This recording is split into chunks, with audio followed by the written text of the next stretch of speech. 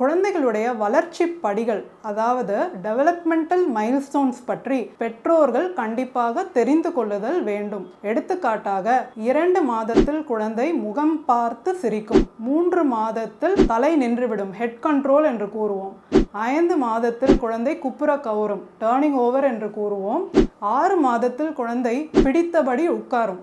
8 மாதத்தில் குழந்தையால் தனியாக உட்கார முடியும். 10 மாதத்தில் குழந்தை பிடித்து கொண்டு நிற்கும். 12 மாதத்தில் பிடிக்காமல் நிற்க முடியும். குழந்தைக்கு 1 வயது ஆன பிறகு மெதுவாக நடக்க ஆரம்பிக்கும். குழந்தையின் பேச்சும் மிகவும் முக்கியம். 8 மாதத்தில் குழந்தையால் மோனோசிலபிள்ஸ், அதாவது தனி எழுத்துக்கள் தா, பா, மா போன்றவற்றை கூறுவர். 9 மாதத்தில் பைசிலபிள்ஸ், அதாவது 2 எழுத்துக்கள் தாத்தா, மாமா, பாப்பா போன்றவற்றை கூறுவர். 1 வயதில் குழந்தை 1 வார்த்தையாவது பேசும். 18 மாதத்தில் 10 சொற்கள் வரை குழந்தைகள் கூறுவர்.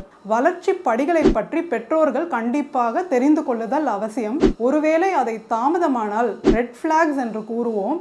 உதாரணமாக 6 மாதம் ஆகியும் குழந்தையை முகம் பார்த்து சிரிக்கவில்லை, தலை நிற்கவில்லை, கவுந்து படுக்கவில்லை, 1 வயது ஆகியும் 1 வார்த்தை கூட பேசவில்லை, 18 மாதம் ஆகியும் நடக்க முடியவில்லை என்றால் கண்டிப்பாக பீடியாட்ரிஷியனை கன்சல்ட் செய்ய வேண்டும்.